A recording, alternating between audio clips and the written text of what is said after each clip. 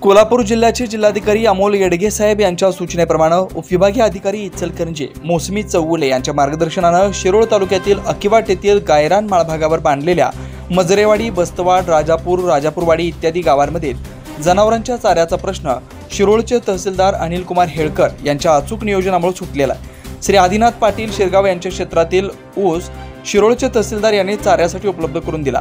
वाटप होण्याची यंत्रणा राबवली, त्यामुळे तेथील जवळपास 575 पशु तसेच जवळपास 300 पशुपालक यांच्या डोळ्यातील अश्रू पुसण्यास मदत झाली। तसेच तेरवाड येथील श्रीपती चव्हाण यांच्या क्षेत्रातील ऊस श्री दत्त साखर कारखाना शिरोळ यांच्या सहकार्यामुळे चाऱ्यासाठी उपलब्ध झाल्यानं सुतगिरणी तेरवाड येथील जनावरांचा निवारा केंद्रातील पशूंचा चाऱ्याचा प्रश्न सुटण्यास मदत झाली। त्याचबरोबर कुरुंदवाड, तेरवाड, दत्त कनिष्ठ महाविद्यालय येथे बांधलेल्या पशूंना चारा उपलब्ध झाल्यानं परिसरातील तसेच 275 पशुपालक यांना लाभ झालेला आहे। पशूंना उपलब्ध झालेला चारा हा पुढील जवळपास 3 दिवस पुढे इतका असल्यानं शिरोळचे तहसीलदार अनिल कुमार हेळकर यांनी मुक्या प्राण्यांच्या विठ्ठलाची भूमिका पार पाडली। त्याचबरोबर अकिवाट गावचे ग्रामपंचायत सदस्य शीतल हळिंगळे, बाळासू राजपूत, निलेश तत्वंदकर, रशीद मुल्ला, बाबासाहेब होसकल्ले, बंडू किनिंगे, कुमार गजानाबर, सुरेश वळवाडे, प्रकाश चौगुले, अण्णासू कल्याणवर, व्हाईट आर्मीचे सर्व सदस्य या सर्वांचं बहुमल सहकार्य लाभलंय।